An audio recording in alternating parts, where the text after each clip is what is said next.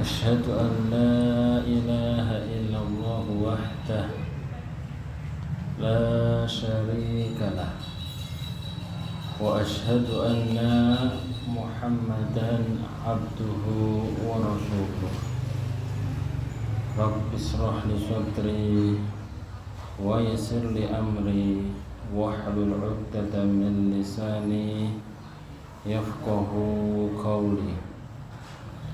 Amma ba'du, bapak-bapak, ibu-ibu yang dirahmati Allah, monggo yang pertama kita senantiasa memanjatkan puji syukur kepada Allah Subhanahu wa Ta'ala yang telah memberikan kepada kita semuanya nikmat iman Islam,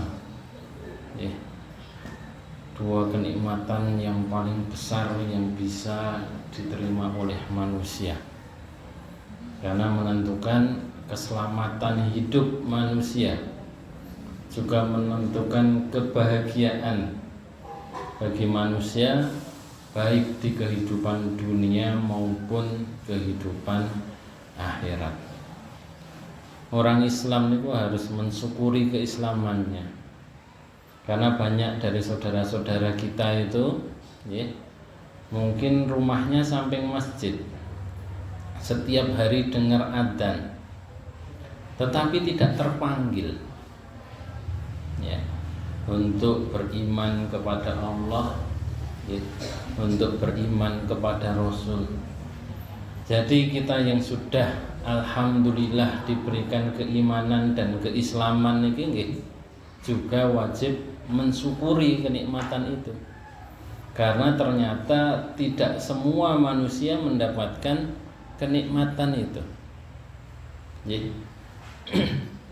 Prosentasenya kan cuma nggak sampai 1/3 penduduk dunia yang mendapatkan nikmat iman dan Islam. Terus ini sebuah kenikmatan yang besar yang kadang kita lupa untuk mensyukurinya dan menganggap wong aku ket lahir ya wis Islam, sehingga kadang kita lupa bahwa banyak saudara-saudara kita yang tidak mendapatkan kenikmatan yang sama. Jadi monggo senantiasa kita memperbaharui kesyukuran kita atas keimanan dan juga keislaman ini.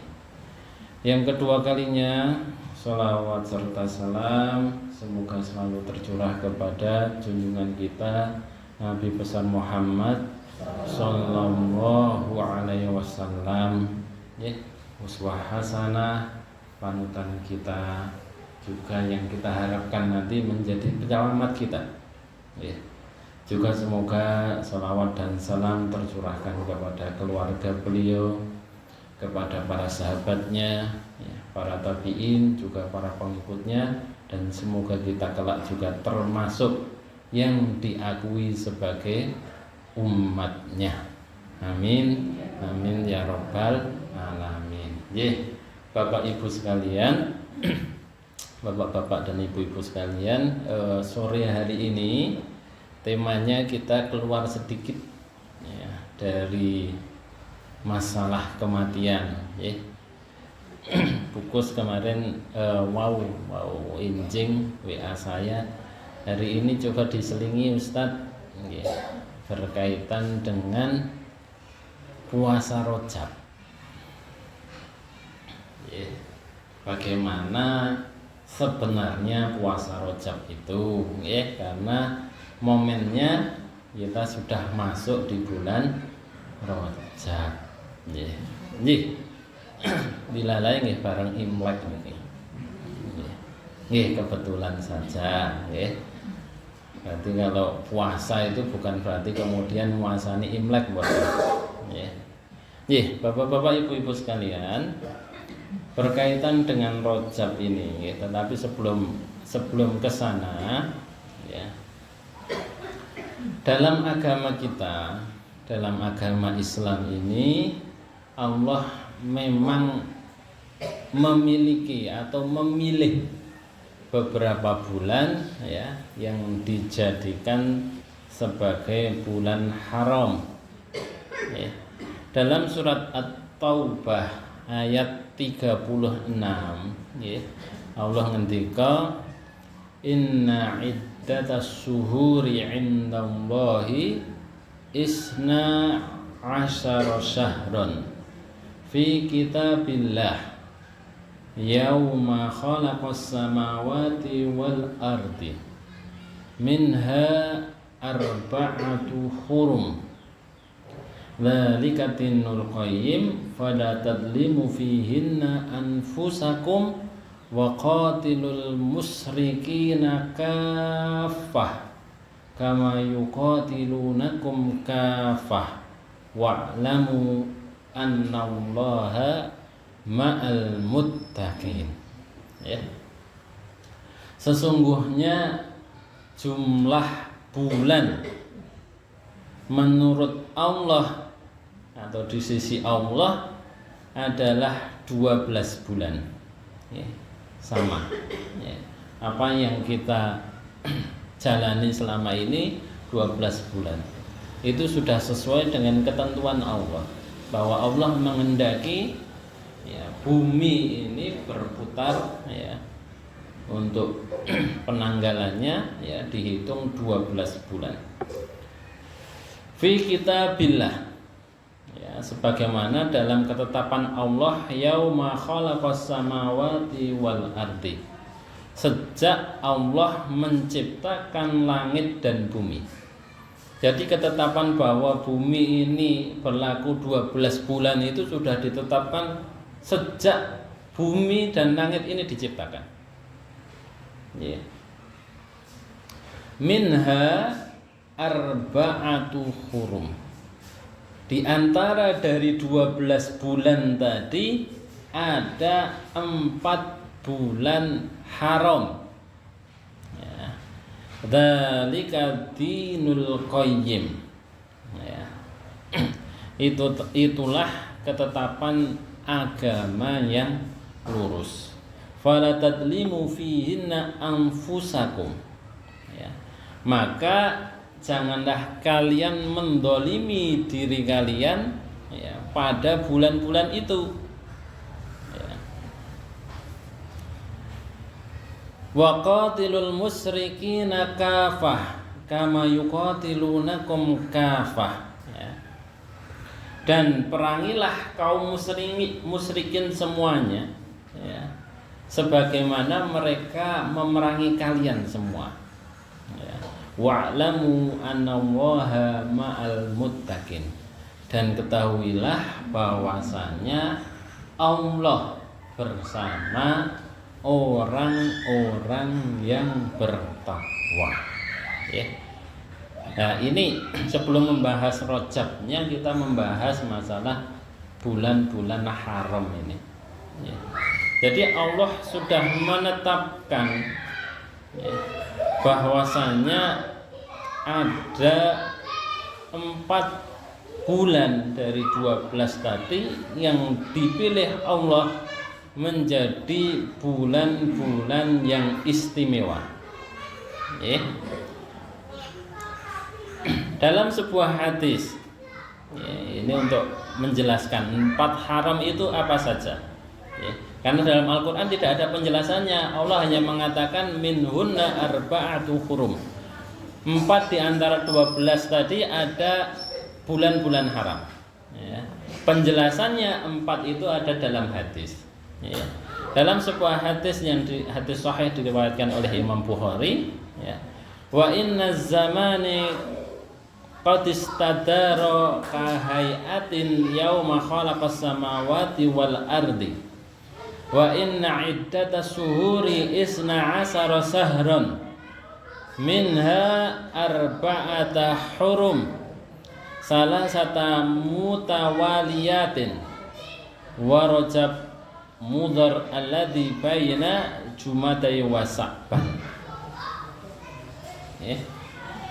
dan sesungguhnya ya, waktu itu berputar ya, menurut aturannya sejak Allah menciptakan langit dan bumi, dan sesungguhnya bilangan bulan di sisi Allah itu ada 12 bulan. Di antaranya ada 4 bulan haram, 3 bulan berurutan, dan bulan Rajab tergabung dengan bulan Sya'ban, ya, di antara bulan Jumadil Akhirah dan Sya'ban, ya. Jadi ada 4 bulan, ya, menurut hadis ini, ya, yang menyatakan bahwa, ya, bulan haram itu, ya, jumlahnya ada 4, ya. Apa saja 4 bulan itu, ya? Yang pertama Rajab, yang kedua Dzulqa'dah, yang ketiga Dzulhijjah, yang keempat adalah Muharram. Ya, 4 bulan ini. Ya. Kenapa dinamakan bulan haram? Ya. Karena kadang orang Indonesia ketika mendengar kata haram itu, ya, konotasinya adalah jelek. Ya. Oh, haram itu berarti bulan-bulan terlarang. Ya. Kalau kita menerjemahkan, ya, secara letterlek, ya, itu tidak sepenuhnya salah. Ya. Kalau kita membaca ayat tadi bahwa, ya, Allah mengatakan fala tadlimu fihinna anfusakum, janganlah kalian saling mendolimi diri kalian, ya, artinya bulan haram itu bulan di saat manusia tidak boleh melakukan kezaliman, terlarang untuk melakukan kezaliman. Ini yang pertama, makna pertama. Yang kedua, makna haram itu, ya, adalah apa namanya?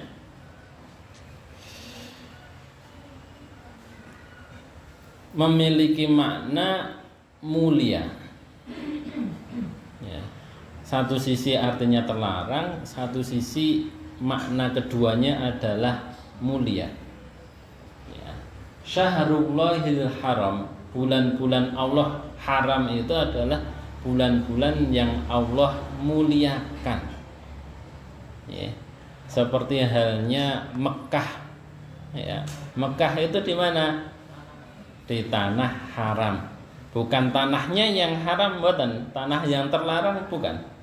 Tetapi tanah yang mulia. Jadi kalau ada istilah tanah haram, ya, oh berarti tanah haram itu tidak boleh. Bukan seperti itu. Artinya haram di situ adalah mulia. Ya, tidak mungkin Allah meletakkan rumahnya di tempat yang haram, yang jelek, tidak mungkin.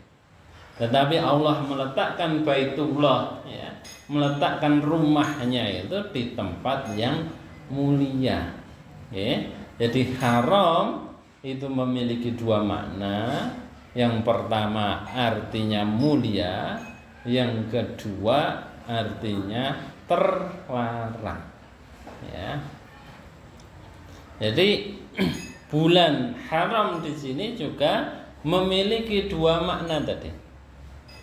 Ya, bulan yang Allah muliakan, ya, dan bulan yang terlarang untuk melakukan kezaliman. Okay. Kalau kita membaca sejarah, ya, ke belakang, bahwa 4 bulan haram ini sebenarnya adalah tradisi orang-orang jahiliyah.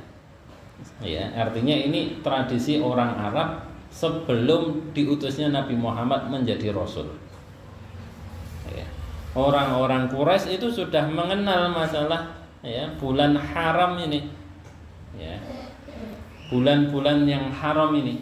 Makanya dulu menjadi kesepakatan bersama, ya, di Jazirah Arab dalam 4 bulan ini tidak boleh melakukan peperangan.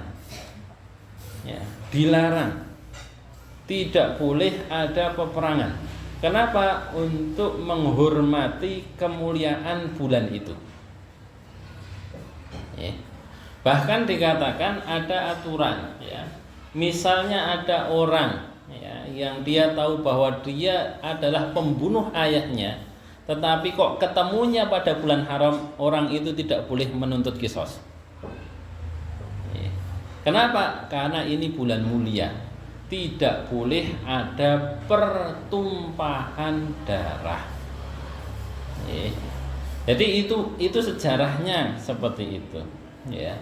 Dan itu menurut sebagian ulama memang merupakan tradisi peninggalan dari Nabi Ibrahim dan Nabi Ismail di Jazirah Arab, ya. Sehingga kemudian Al-Quran datang, Allah datang tidak menghapus hukum ini, ya. 4 bulan tadi tetap Allah jadikan sebagai bulan-bulan yang haram, ya. Bulan-bulan yang mulia, ya. Nah, kemudian salah satu keistimewaan dari bulan-bulan yang 4 tadi, bulan-bulan yang haram tadi, menurut Ibnu Abbas radhiyallahu anhu, bahwasanya Allah akan melipat gandakan, ya, pahala yang dilakukan pada bulan-bulan tersebut, ya. Karena ini dimuliakan oleh Allah, maka Allah pun akan melipat gandakan setiap amal kebaikan yang dilakukan oleh orang yang beriman, pahalanya akan dilipatkan, ya. Tetapi sebaliknya, ya, karena ini adalah bulan haram, bulan yang Allah muliakan, ya, setiap kemaksiatan dan setiap dosa yang dilakukan dalam bulan-bulan ini juga akan Allah lipat gandakan dosanya, ya. Jadi ini selalu sama, ya. Ketika, ya, melakukan kebaikan dilipat gandakan, maka ketika melakukan kemaksiatan juga dilipatkan, ya. Orang bermaksiat di sini dengan di Masjidil Haram itu berbeda nilainya. Sama-sama kemaksiatannya, tetapi dilakukan di luar, ya, tanah haram dengan dilakukan di tanah haram, dosanya berbeda. Memang seperti itu. Kenapa? Karena itu adalah tempat mulia yang seharusnya manusia itu memuliakan tempat tersebut, ya. Sehingga ketika melakukan kemaksiatan di tempat yang mulia itu adalah sebuah pelecehan, ya. Sebuah ketidakadaban terhadap Allah. Kemaksiatan yang dilakukan di dalam masjid dengan kemaksiatan di luar masjid berbeda nilainya. Nggih. Wong teng daleme Gusti Allah kok melakukan kemaksiatan, kok wani-wanine itu, ya, Allah akan melipat gandakan dosanya di situ. Kenapa? Karena ini adalah tempat yang mulia, ya, rumahnya Allah kemudian digunakan untuk bermaksiat, ya. Jadi memang ada, ya, ukuran-ukuran yang seperti itu memang ada, ya.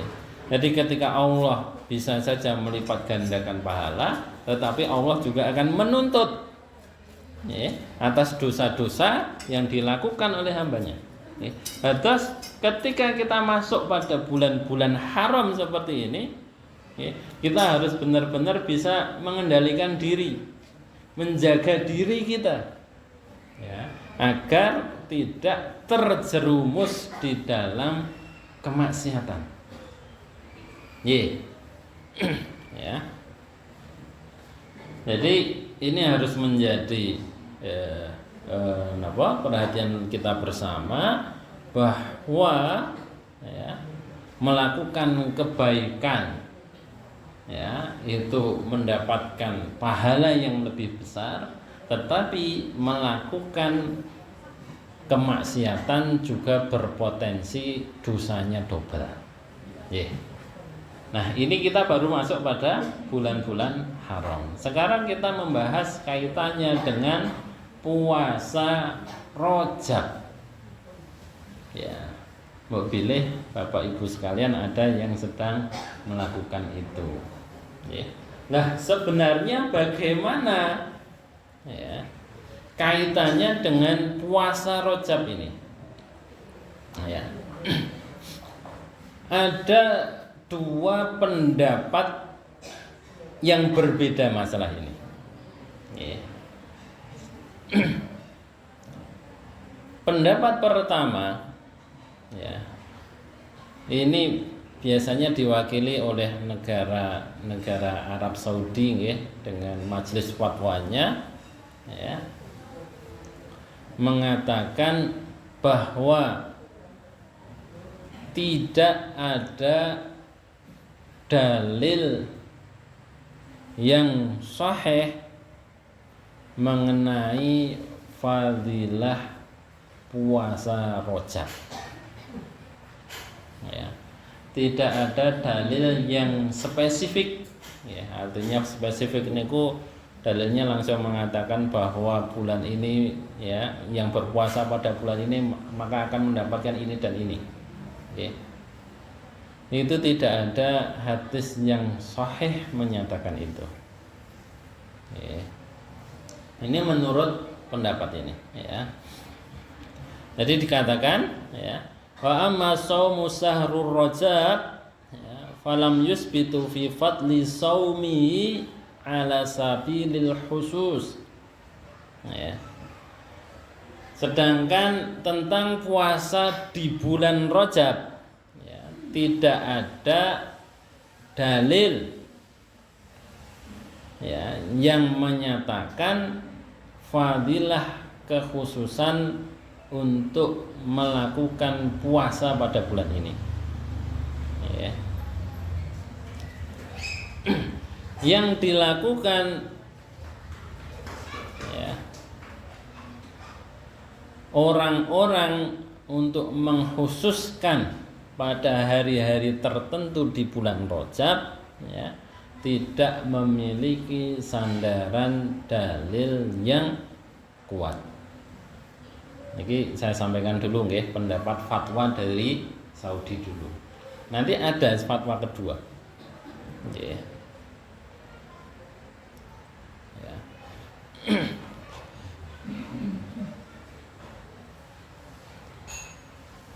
Bahkan memang walaupun memang ada, ya, satu hadis, ya, yang disampaikan oleh Rasul, ya, mengenai istihbabi siyam fil ashuril haram, ya, kesunahan untuk menjalankan puasa pada bulan-bulan haram, ya. Wa Rajab min ashuril haram, faqala sallallahu alaihi wasallam sum minal hurum watruk. Rasulullah SAW menyampaikan puasalah pada hari-hari haram, ya, dan tinggalkanlah yang lainnya. Rawahu Abu Dawud wa dha'afahu Al-Albani fi dha'ifi Abi Dawud. Diriwayatkan oleh Imam Abu Dawud dan hadis ini didhaifkan oleh Imam Albani. Ya. Saya sengaja membuat ini biar saya nggak ngarang. Ya. Ada dasarnya. Ya. Fahadzal hadis in sahha fa innahu yadullu ala istihbabus siyam fil ashuril haram. Ya. Faman shoma fi sahri Rajab li hadza wa kana yasumu aidan ghairuhu minal ashuril hurum fala ba'sa. Ya. Hadis ini jika mau kemudian dianggap sahih, ya, menunjukkan, ya, istihbab, ya, sunnahnya menjalankan puasa pada bulan-bulan haram, pada 4 bulan tadi, ya, 4 bulan haram tadi, ya. Faman shoma fi sahri Rajab bihadza wa kana yasumu aidan ghairu minal asyuril hurum fala ba'sa. Barang siapa ada yang mengerjakan puasa di bulan Rajab karena hadis ini, ya, dan juga mengerjakan puasa di bulan-bulan yang haram lainnya, maka tidak mengapa. Ya, ini bunyi fatwanya seperti itu, ya. Amat tahsis Rajab bisyam fala ba'sa. Yang tidak boleh, ya, adalah mengkhususkan hanya bulan Rajab saja untuk berpuasa. Ya, jadi menurut ini yang tidak boleh itu tahsis, mengkhususkan bulan Rajab saja. Sedangkan bulan-bulan haram yang lainnya tidak puasa. Ya, ini pandangan pertama, ya. Wa amma shaumur Rajab bi khususihi fa ahaditsuhu kulluha dhaifah bal mawdu'ah. La ya'tamid ahlul ilm ala shay'in minha. Ya. Puasa Rajab, ya, dengan pengkhususannya, ya, dan dalil-dalilnya semuanya dhaif, ya. Semua dalil yang menyatakan kekhususan, ya,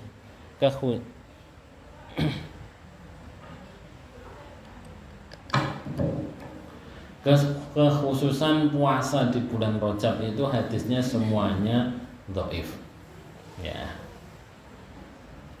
Sehingga tidak bisa dijadikan sebagai sandaran, ya. Bahkan beberapa hadis sifatnya hadis maudhu. Hadis maudhu itu hadis palsu, hadis yang dibuat-buat.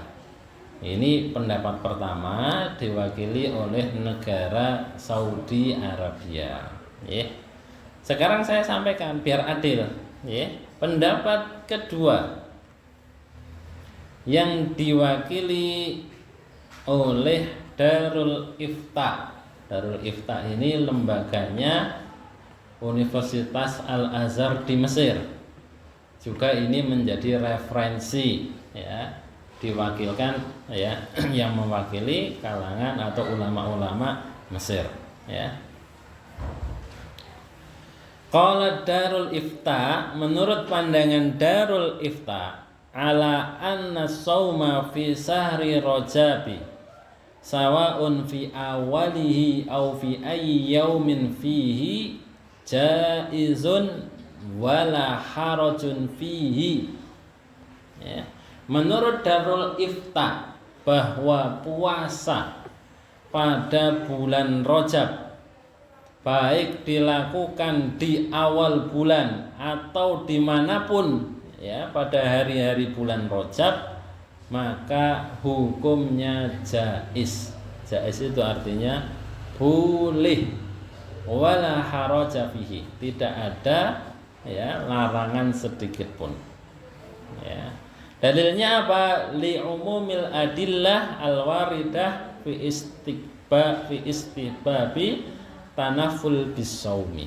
Dalilnya adalah keumuman hadis, keumuman dalil, ya, yang menyatakan tentang anjuran melakukan fadhailul a'mal, amalan-amalan tambahan, salah satunya berupa puasa.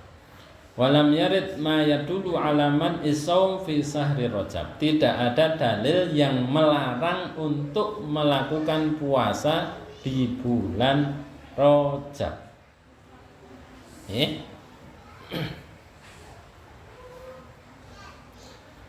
Nah, ini dua pandangan yang sebenarnya tidak berbeda, ya. Kalau dilihat secara umumnya, ya. Saudi tadi menyatakan bahwa puasa di bulan Rajab itu boleh, yang tidak boleh adalah mengkhususkan ya pada hari-hari tertentu. Menurut Al-Azhar, selama di bulan Rajab silahkan berpuasa, tidak ada larangan. Ya, yang tidak boleh mengkhususkan misalnya di awal Rajab saja, di pertengahannya saja, atau di akhirnya saja. Ya, dengan meyakini atau mendasarkan kepada dalil-dalil yang dhaif, itu tidak boleh. Ya. Jadi yang tidak boleh itu kalau menyandarkan amalan-amalan di bulan ini kepada hadis-hadis yang dhaif. Ya. Nah, kemudian Al-Azhar ya melanjutkan fatwanya ya. Apa yang dianjurkan ketika bulan Rajab? Inna awal hadhil umur al-mustahibbah fi sahri Rajab huwa al-iksar minal amal as-salih. Ya, yang dianjurkan ketika masuk bulan Rajab, yang pertama memperbanyak amal soleh. Ya, memperbanyak amal soleh. Kemudian yang kedua wal ijtihad fit ta'at, ya, bersungguh-sungguh dalam ketaatan. Ya. Yang ketiga al mubadarah ilaiha wal muwadhabah 'alaiha. Ya. Liyakuna dzalika da'iyan li fi'lit ta'at fi baqis syuhur. Menyegerakan ya dan melanggengkan apa yang sudah dilakukan di bulan Rajab agar tertular pada bulan-bulan yang lainnya. Ya. Wasani minal umur al mustahibah fi sahri Rajab ayyahtanima mu'min al ibadah fi hadhil ashur. Ya. Kemudian diharapkan pada bulan Rajab ini ya orang-orang beriman memanfaatkannya untuk melakukan melakukan menambah ibadah ya. Jadi kesimpulannya kalau ditanya apa hukumnya puasa di bulan Rajab ya, maka hukumnya boleh. Ya, kalau ditanya hukumnya puasa di bulan Rajab. Tapi kalau pertanyaannya apa hukumnya puasa pada tanggal 1 Rajab? Ya, itu sudah berbeda nanti maknanya. Ya, berarti itu tahsis, mengkhususkan satu hari ya, tidak pada hari yang lain. Yang tidak boleh itu mengkhususkan. Tapi selama bulan Rajab mau puasa, monggo. Ya. Akan dikatakan di sini ya diperbanyak untuk melakukan puasa-puasa. Ya. Terutama puasa-puasa yang memang sudah ada hadis sahihnya sehingga ditempelkan di situ puasanya. Ya. Misalnya hadis yang sudah sahih itu adalah puasa Senin Kamis. Ya. Puasa Ayyamul Bid. Ayyamul Bid itu puasa pada tanggal 13, 14, 15. Ya. Atau puasa Daud, sehari puasa, sehari tidak, sehari puasa, sehari tidak. Ya, itu puasanya Nabi Daud. Ya. Monggo dilakukan itu tidak apa-apa. Ya, tetapi mengkhususkan tadi yang jadi masalah adalah tahsisnya. Ya, selain itu maka boleh. Nah, inilah kesempatan. Ya, mumpung kita masih dipertemukan dengan bulan Rajab. Ya, monggo ini kita manfaatkan. Ya, jangan sampai kesempatan ini hilang. Ya. Karena mungkin ya kita tidak ketemu bulan Rajab yang selanjutnya, ya, sehingga perlu kiranya ya kita memanfaatkan bulan Rajab ini ya untuk benar-benar beribadah kepada Allah, ya. Jadi kalau ditanya apakah ada amalan khusus di bulan Rajab, dalilnya tidak ada. Ya. Setiap dari kita diberikan oleh Allah kemudahan untuk melakukan ibadah. Dan setiap orang memiliki kemudahan yang berbeda-beda. Ya. Jadi ibadah itu adalah ya sebenarnya adalah anugerah yang Allah berikan kepada hambanya, ya. Dan setiap orang ya, itu memiliki anugerah yang berbeda-beda, ya. Ada yang Allah berikan kemudahan untuk puasa, tetapi dia sulit untuk bangun malam. Ada yang Allah berikan kemudahan untuk bangun malam, tetapi sulit untuk duha. Setiap dari kita memiliki kemudahan yang berbeda-beda, karena itu sifatnya anugerah, ya. Kenikmatan yang Allah berikan kepada hambanya tidak bisa semuanya disamakan, ya. Mungkin ada yang Allah beri kemudahan dengan hartanya, mungkin ada yang Allah berikan kemudahan dengan ilmunya, Allah berikan kemudahan dengan waktunya atau tenaganya. Setiap orang memiliki anugerahnya masing-masing, ya. Sehingga ya semuanya bisa melakukan sebenarnya ya amalan-amalan yang baik, amalan-amalan yang soleh menurut kesanggupan dan kemampuan masing-masing. Jadi tidak ada amalan khusus ya di bulan Rajab seperti ini, ya. Monggo jenengan mau beribadah dengan cara yang seperti apa, monggo dipersilahkan, ya. Yang mudah bagi jenengan ya itu yang dilakukan, ya. Sehingga tidak ada pengkhususan apa-apa, ya. Jadi ketika kita beribadah, ya, memang benar-benar niatnya lillahi ta'ala. Mau di bulan Rajab atau di luar bulan Rajab, yuk kita tetap beribadah kepada Allah, ya. Jadi tidak perlu karena ini mumpung Rajab saya tak lebih semangat buat Islam. Semuanya dilakukan saja, ya. Karena Rasulullah juga tidak pernah mengkhususkan bulan Rajab untuk melakukan sebuah amalan. Tidak ada hadis yang sampai kepada kita yang menyatakan bahwa Rasulullah melakukan amalan-amalan khusus pada bulan Rajab ataupun bulan-bulan haram yang lainnya, ya. Jadi memang ada keistimewaan tetapi tidak ada pengkhususan, ya. Ini biar kita mantap dalam beribadah, ya. Kita tidak asal beribadah tetapi benar-benar kita memiliki ilmu, ya, memiliki pengetahuan atas ibadah yang kita lakukan, ya. Jadi itu adalah sebuah kenikmatan, ya, yang Allah berikan kepada kita.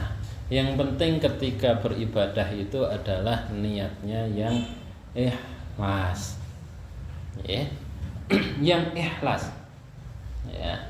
Tetapi ikhlas itu tidak bisa berdiri sendiri, Bapak Ibu sekalian, ya. Ikhlas itu ada unsur-unsurnya, ya. Ikhlas itu harus memenuhi unsur-unsur, ya, yang sudah ditetapkan. Yang pertama, kita tidak bisa ikhlas, ya, kalau belum bisa zuhud, ya. Zuhud itu melihat sesuatu yang lebih utama, ya. Misalnya sekarang gini, antara dunia dan akhirat itu lebih utama mana?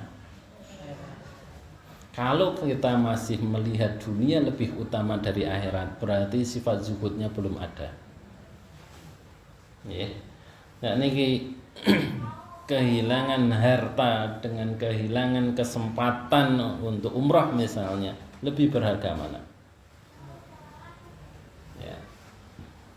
Kalau sifatnya zuhud maka akan mengutamakan akhirat. Ya. Ikhlas tidak akan bisa diraih kalau ya kita belum bisa melihat yang lebih utama. Ya, yang lebih utama itu tentunya hubungannya dengan akhirat. Ya. Katanya lillahi ta'ala. Ikhlas itu kan lillahi ta'ala. Ya. Tetapi ketika ada yang selain Allah, kadang kita masih tertarik dengan yang selain Allah. Ya. Unsur kedua dari ikhlas itu adalah sifat waro'. Ya, waro' itu melihat dunia sebagai sesuatu yang remeh, yang kecil, itu sifat waro'. Sehingga orang yang beribadah ikhlas lillahi ta'ala, dia tidak akan memperhatikan dunia. Ya. Kemudian orang yang ikhlas itu unsur ketiganya adalah syukur. Kalau kita tidak pandai bersyukur, ya, ikhlas itu sulit untuk bisa diraih. Ya. Bagaimana bisa ikhlas kalau kita tidak pernah syukur? Ya. Syukur ini juga di dalamnya adalah ridho. Ya. Syukur itu di dalamnya ada ridho. Ya. Bersyukur atas segala kenikmatan dan ketentuan yang telah Allah tetapkan kepada kita. Ya. Jadi kadang kita itu lupa untuk bersyukur. Ya. Kadang melihat dunia itu, rezeki itu segalanya dalam kehidupan kita. Ya. Tetapi yang perlu kita sadari Bapak Ibu sekalian, bahwa rezeki kita itu sudah Allah tetapkan sebelum kita lahir. Ya. Ini dalile kathah yang berkaitan dengan itu. Bahwa rezeki kita tidak akan diambil oleh orang lain. Ya. Ada sebuah kisah, ini kisah nyata, ya, ditulis dalam sebuah kitab. Ya. Bagaimana rezeki manusia itu tidak akan salah alamat. Ya. Ada salah seorang laki-laki nggih, paruh baya itu suatu ketika dia kecemplung sumur. Kecemplung sumur, ketahuan tetangganya, ya ada orang yang tahu, kemudian diangkat. Selamat. Kemudian karena capek nggih kecemplung sumur, sampai rumah ya dijamu oleh tetangganya tadi. Ya. Dijamu, diberikan minum air susu. Ya. Setelah itu, ya, kemudian ditanya oleh tetangganya, gimana tadi ceritanya, kok bisa jatuh? Ya. Kemudian laki-laki tadi ngajak tetangganya, ayo tak tunjukkan kok saya bisa jatuh. Ya. Qadarullah, orang tadi jatuh untuk yang kedua kalinya, dan dia meninggal di situ. Ya. Rezeki itu ya sudah ditetapkan, walaupun harusnya dia sudah mati, ternyata nggak mati. Hanya untuk apa? Hanya karena ada susu yang sudah menjadi rezekinya. Balik ya ke dunia sekedar minum susu terus nyemplung lagi untuk meninggal. Rezeki kita itu sudah Allah tetapkan Bapak Ibu sekalian. Ya. Kalau memang rezeki kita ini belum habis, kita nggak akan mati. Ya. Seseorang tidak akan meninggal sebelum dia menghabiskan rezekinya. Ya. Sehingga tidak ada istilah rezeki kok kesasar, itu nggak ada. Ya. Kadang kita terlalu memikirkan masalah rezeki ini, ya, sehingga kemudian ya, mengejar rezeki. Ya. Padahal ketika sudah ditetapkan ya rezeki itu tidak akan salah alamat, ya tidak akan ya jatuh ke tangan orang lain. Bahkan kadang nggih nasi yang sudah disendok kantun ngemplok niku lho. Ya, kalau belum rezekinya itu nggih gogrok. Entah ketamplek entah apa. Ya. Kalau belum rezekinya. Jadi kenapa kita kemudian ya terlalu memusingkan masalah rezeki? Bukan berarti ini tidak tawakal, nggih. Ini tidak ada hubungannya dengan tawakal, nggih. Tetapi bahwa kita meyakini ya rezeki kita itu tidak akan kemana-mana, nah, sehingga kemudian kita menjadi pribadi-pribadi ya, abd dan syakuro, hamba-hamba yang pandai bersyukur ya. Karena kamus hidup orang Islam itu namung kalih ya, syukur dan sabar. Kamusnya cuma dua itu. Diberikan kenikmatan oleh Allah bersyukur, ya, diuji dengan ujian bersabar. Mboten nonton malih liyane ning niku isine. Ya. Jadi ketika orang Jawa sering mengatakan wong hidup di dunia ini sak derma urip. Ya. Kuasanya Allah itu yang berperan. Ya, ketika Allah memberikan rezeki ya kita syukuri. Ketika Allah memberikan cobaan ya kita bersabar. Ya. Hanya orang-orang beriman loh itu yang bisa melakukan itu. Ya. Ajaban li amril mukmin anna amrohu kulluhu khair. Sungguh ajaib perkaranya orang-orang beriman itu. Kenapa? Semua sisi kehidupannya itu baik. Ya. In asobat husarra syakara fa huwa khairul lahu. Jika dia mendapatkan kelapangan, maka dia bersyukur dan kesyukuran itu menjadi kebaikan baginya. Wa in asobat hudzarra sabara fa huwa khairul lahu. Jika dia mendapatkan musibah, dia bersabar dan kesabaran tadi akan mendatangkan kebaikan baginya. Orang beriman itu cuma dua itu hidupnya.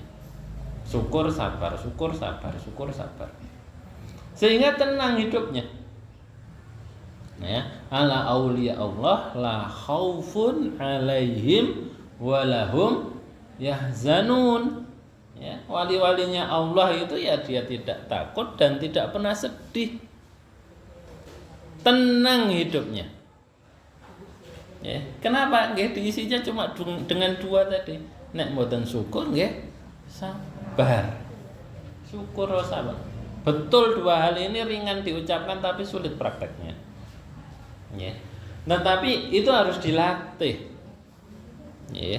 Orang-orang beriman ya untuk mencapai derajat keimanan itu harus banyak berlatih untuk mengendalikan dirinya agar memiliki sifat sabar dan syukur. Ya. Tidak beriman namanya kalau dia ya mudah mengeluh.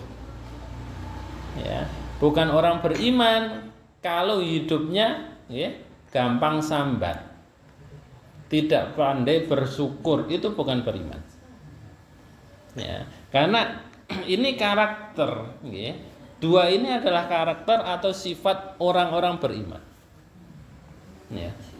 Makanya keimanan menjadi orang mukmin itu prosesnya panjang, Bapak Ibu sekalian.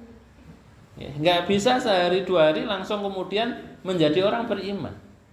Butuh proses panjang, pembiasaan diri, ya, pengendalian diri sehingga benar-benar bisa ya meresapi itu tadi, syukur dan sabar.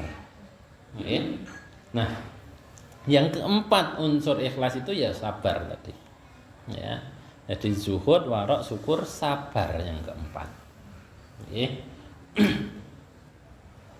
Tidak ikhlas namanya ya kalau dia tidak bisa bersabar atas ketentuan dan ketetapannya Allah. Kalau ini kira agak menyimpang sedikit, masih berkaitan dengan ikhlas ini. Ya. Tanda-tanda orang yang ikhlas, ya, kata menurut ya Imam Dhunnun Al-Masri, beliau mengatakan ya, orang ikhlas itu cirinya ya, tanda-tandanya ya, ketika perasaannya sama ketika dicaci atau dipuji ya. Jadi berada dalam posisi yang sama, ada orang yang mencaci, yuk dia tetap seperti itu, tidak sakit hati. Ada yang memuji, ya dia tidak gede hatinya. Ya, itu ikhlas. Ciri-cirinya. Ya. Kalau kita melakukan kebaikan, kok ada yang mencela, kita sakit hati, berarti belum ikhlas. Berarti niat kita pengen dipuji oleh orang lain. Ya. Kadang kita sudah berusaha sebaik mungkin, sekuat tenaga, wonten sing nyacat. Keloro-loro. Nek tasih keloro-loro berarti belum ikhlas. Ya. Berarti yang kita cari apa? Ya, pujian dari orang lain. Ya. Kan mboten gampang ngoten niku. Nggih. Pun berusaha nggih, misalnya memberi orang, lah kok dicacat. Nggih, biasanya nesu-nesu, kurang ajar dan sebagainya. Ya. Berarti amalan kita belum lillahi ta'ala itu. Nggih. Kalau lillahi ta'ala ya monggo lah, mau mencacat seperti apa silahkan. Saya nggak ada urusan dengan Anda. Urusan saya dengan Allah. Ya. Demikian juga ketika di alam, ya kadang kita itu namanya manusia yo seneng nek di alam. Ya. Akhirnya dadi wong aleman. Ya. Selalu pengen di alam. Ya. Nanti kalau masih mencari ya alam tadi ya, pujian dari orang ya, kita berarti niatnya belum lillahi ta'ala. Ya. Makanya orang yang sabar, orang yang ikhlas itu sabar. Ketika ada yang mencaci, dia tidak akan sakit hati. Ya.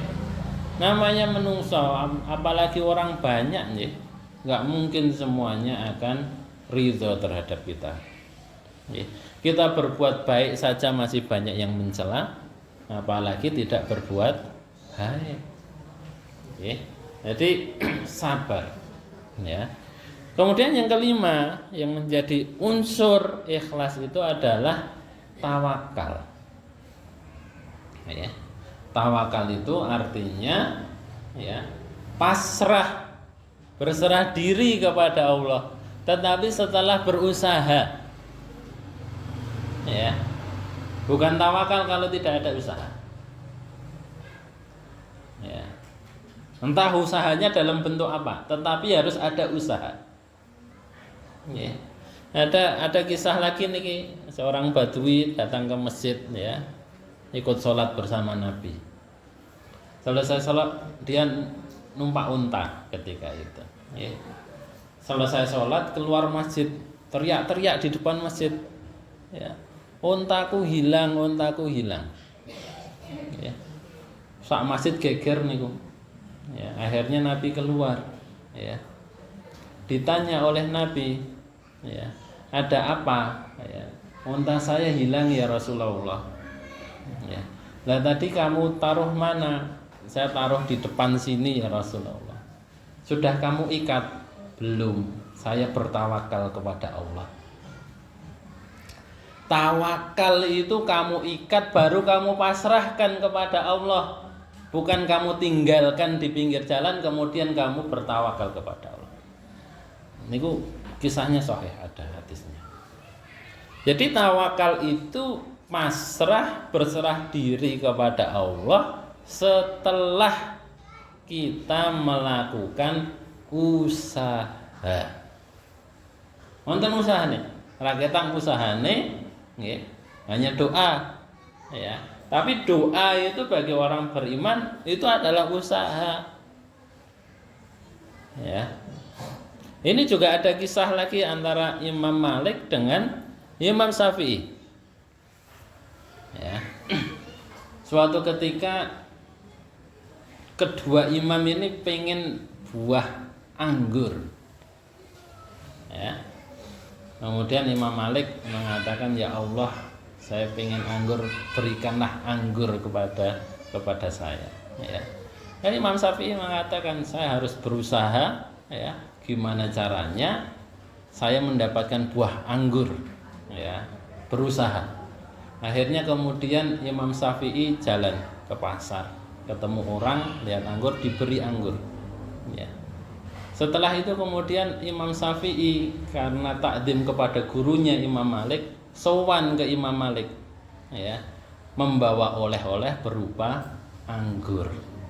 Ya, kemudian nggih ngoleh-oleh Imam Malik, ya, karena Imam Syafi'i ini muridnya Imam Malik.